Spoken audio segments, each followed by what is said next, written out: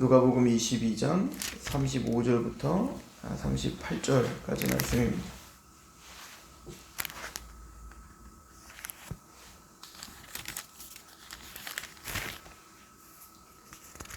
우리 함께 공독하도록 하겠습니다. 시작. 그들에게 이르시되 내가 너희를 전대와 배낭과 신발도 없이 보내었을 때에 부족한 것이 있더냐 이르되 없었나이다. 이르시되 이제는 전대에 있는 자는 가질 것이요 배낭도 그리고 가고 검없는 자는 겉옷을 팔아 살지어다. 내가 너희에게 말하노니 기록된 바 그는 불법자의 동류로 여김을 받았다 한 말이 내게 이루어져야 하리니 내게 관한 일이 이루어져 가미니라. 그들이 여짜오되 주여 보소서 여기 검 둘이 있나이다. 대답하시되 좋거다 하시니라. 아멘.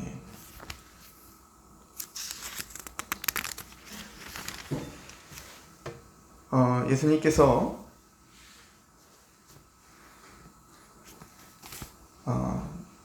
유월절에 대한 이야기를 하시면서 바로 예수님 당신께서 바로 유월절 어린 양이 되심을 사실은 성찬을 통해서 우리에게 설명을 해주셨죠. 즉 예수님께서는 이 땅에 오신 분명한 목적이 있습니다. 예수님은 섬김을 받으려 오신 것이 아니라 섬기려 오셨고 도리어 자신의 목숨을 많은 생명을 위해서 내어주러 오셨죠. 그리고 예수님이 이 성찬을 하시기 전에 제자들에게 허리를 동이고 먼저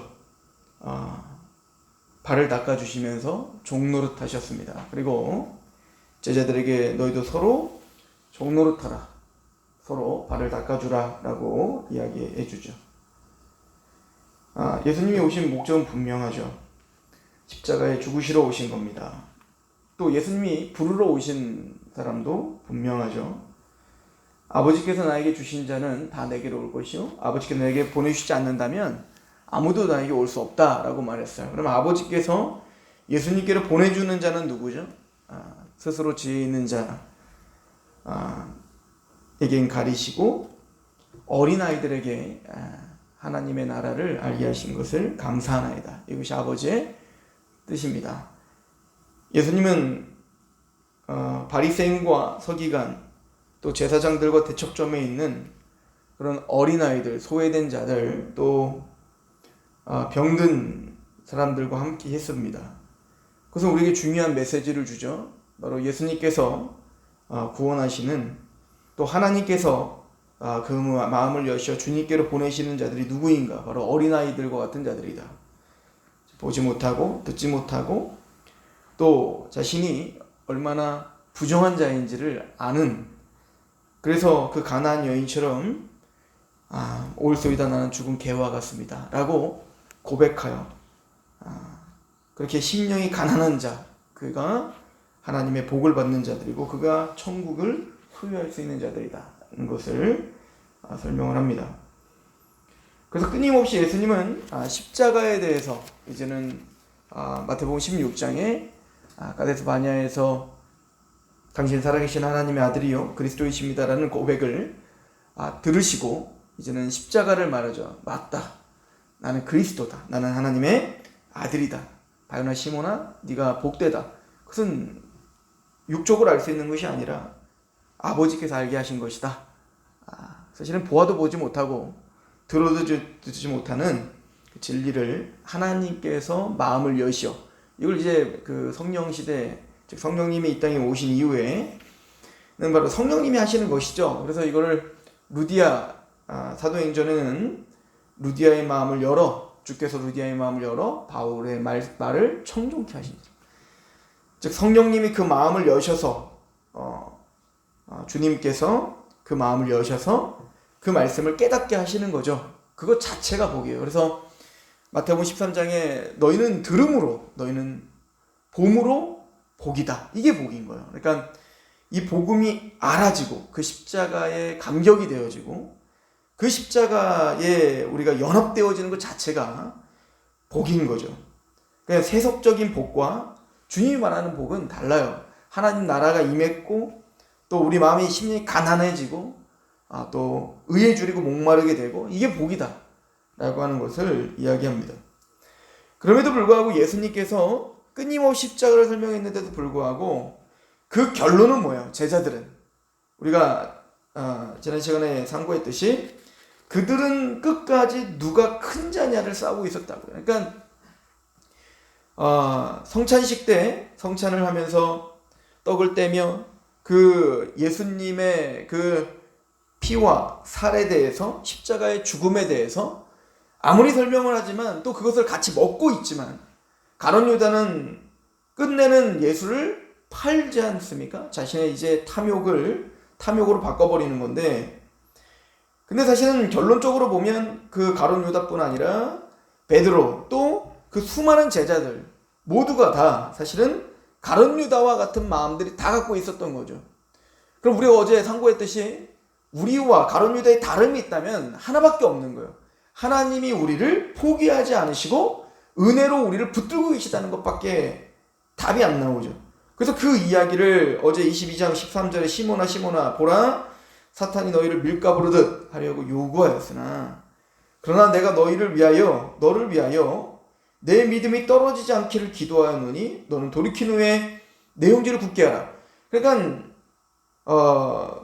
34절에 이르시되 베드로야 내가 내게 말하는 오늘 다 굴기 전에 네가 3번 나를 모른다 부인하리라. 그러니까 누가 큰 자냐, 누가 주님과 끝까지 가서 주님의 그 영광스러움에 참여하여 이 땅에 다윗 왕국이 세워질 때 누가 우의정 좌의정 맡을 수 있을까?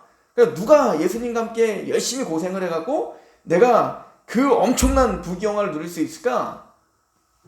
누가 더 믿음이 크냐? 뭐 이런 싸움을 하고 있었던 거예요. 그런 제자들에게 그 대표인 베드로에게 말하여 너는 3번 부인할 거다. 그러니까 가룟 유다와 다를 게 없는 거죠. 그러나 시몬아 보라 사탄이 너를 밀가부른다는 게 뭐냐? 키즈를 한다는 거거든요. 키즈. 그러니까 우리가 키즈를 할 때 보면 바람이 불어서 임의대로 키즈를 해가지고 쭉정이는 날아가게 하고 알곡은 거기에 떨어져서 있는 것처럼 사탄이 우리를 키질한다는 거예요. 그러니까 욥을 생각하면 되는 겁니다. 욥이 사탄이 했던 게 뭐죠? 하나님과 욥의 사이를 이간질시키는 게 사탄이 하는 거 아니에요? 보세요. 제가 지금 하나님께 충성을 다하는 거는요. 하나님이 복을 주고 제가 잘 먹고 잘 살게 해주니까 제가 하나님께 충성도 하는 거지. 제 재산 다 뺏어가 보세요. 제 건강 다 빼가서 보세요. 그럼 제 분명히 하나님 저주합니다. 즉 이게 키질하는 거거든요. 밀가부르듯 하는 겁니다. 그랬더니 욥이 모든 재산이 다 뺏기고 또 풍지박살나고 그리고 그 아들들까지 다 죽임을 당했어요. 그래도 주님을 배반하지 않으니까 죄를 치세요. 그래도 머리끝부터 발끝까지 악창이 나게 하고 고통스럽게 합니다. 즉 이렇게 하면서 그 사탄이 하는 건 뭐죠? 그 고난을 통해서 사탄이 지금 하고자 하는 거는 키질을 하는 거죠. 보십시오. 얘는 믿음이 없는 자입니다. 그러니까 베드로도 똑같다는 거죠. 베드로도 또 이 제자들도 이제 다가올 고통과 고난의 때가 시작되는 거예요. 예수님이 AD 70년에 예루살렘이 멸망할 것이다. 근데 그게 시작이다. 예수님이 재림하실 그때까지 가족들도 너희를 그 로마에 넘기게 될 것이며 또 그 고통과 핍박이 계속 시작될 것이다 라고 하는 이야기가 이제 시작되는 거거든요. AD 70년에 있을 예루살렘 패망 그 전부터 이미 예수님이 십자가에 죽으시는 걸 시작으로 이제는 제자들을 향한 나를 미워함으로 너희를 미워한다 라고 말을 했는데 예수를 미워하고 있는 이 세상은 그를 따르는 제자들을 핍박하되 예수님이 십자가에 죽으신 그 이후에 그리고 재림하실 그때까지 이 고난의 시기는 계속되어지고 있는 거예요. 이제는 예수님께서 제자들과 함께 다니시던 때와는 다릅니다. 왜냐하면 예수님이 함께 다니시던 때는 그 바리새인과 서기관을 죽이려고 했죠. 죽이지 못했죠. 왜냐하면 아직 때가 되지 않았기 때문이다 라고 자꾸 성경에 기록되고 있지 않습니까? 그러나 이제는 예수님이 십자가에 죽는 때가 온 거예요. 그리고 예수님이 십자가에 죽으실 뿐만 아니라 너희도 나를 따르려거든 자기 십자가를 지고 따라라 라고 하는 시간이 시작된 겁니다. 그래서 오늘 말씀에 그 고난의 시기가 얼마나 힘들 것임을 얘기하면서 35절에 그들에게 이르시되 내가 너희를 전대와 배낭과 신발도 없이 보내었을 때에 부족한 것이 있더냐? 마태복음 10장, 또 마가복음 3장, 6장, 또 누가복음 6장. 그때 이제 예수님이 뭐합니까? 제자들을 파송하는 장면들이 있었잖아요. 그때 했던 말이 뭡니까? 너희는 전대를 가지고 가지 말고 아무것도 들고 가지 마라. 그죠? 그 이유는 뭐죠? 철저히 주님을 의지하며 하라는 거예요. 너의 힘으로 할 수 있는 게 아니야 라고 하는 거죠. 그러나 그럼에도 불구하고 예수님께서 함께 폭풍우가 쳐도 예수님이 잠잠케 하시고요. 또 바리새인과 서기관들이 와서 그 제자들을 신란하죠. 왜 당신 제자들은 손을 씻지 않고 먹습니까? 왜 정결법을 어깁니까? 라고 비난하고 비판할 때에도 주님이 앞장서서 그걸 커버해 주시죠. 그러나 이제는 예수님께서는 십자가에 죽으시고 이제는 제자들은 홀로 남아있는 것 같은 이제는 시기가 올 거예요. 그때는 예수님이 바로 그렇게 육체적으로 같이 있지 못하는 시기가 오게 될 것이란 말입니다. 그래서 그때를 상고해 보게 하는 겁니다. 얘들아, 너희가 전대와 배낭과 신발도 없이 내가 너희를 보냈을 때 너희에게 부족한 것이 있더냐? 없습니다. 없었습니다. 예, 주님께서 함께 하셨고 하나님이 함께 하셨고 그래서 우리는 부족함이 없이 그렇게 힘있게 사역할 수 있었습니다. 그걸 기억하라는 겁니다. 그리고 말하기를 36절 이르시되 그러나 이제는 전대에 있는 자는 가질 것이고 배낭도 그리하고 검없는 자는 겉옷을 팔아서 살아. 이 얘기는 뭘까요? 우선 기본적으로 무슨 얘기냐면 이제는 핍박의 시기가 왔다 이거예요.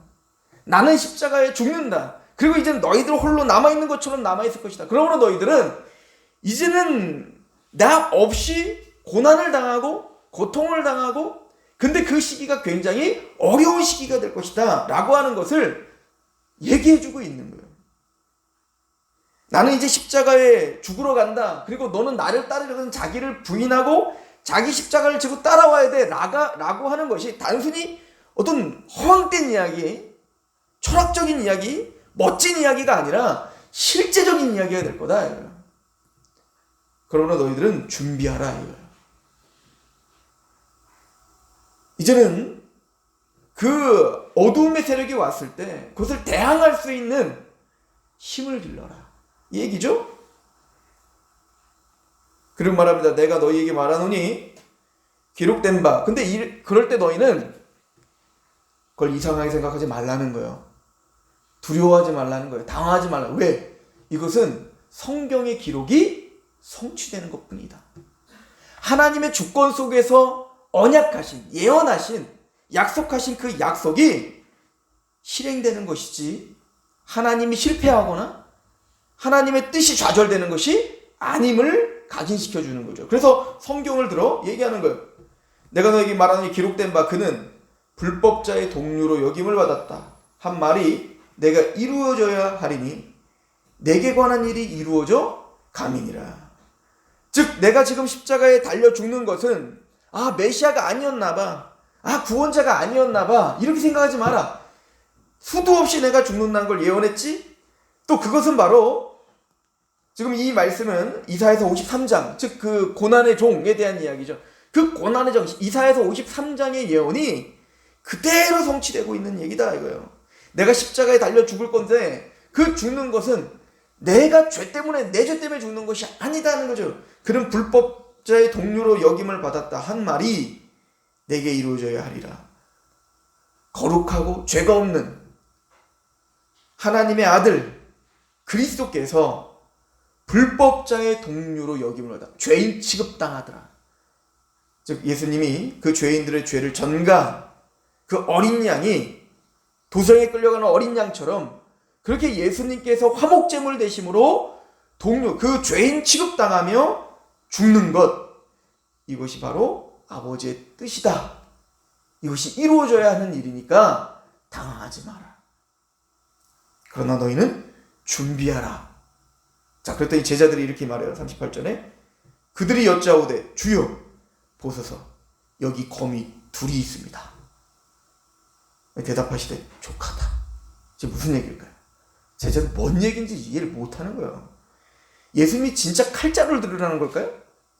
이거는 아니라는 걸 알죠. 이제 예수님 잡힐 때, 이제는 그 군인들이 나왔을 때, 그 정말로 이 베드로가 칼을 들고 다녔잖아요.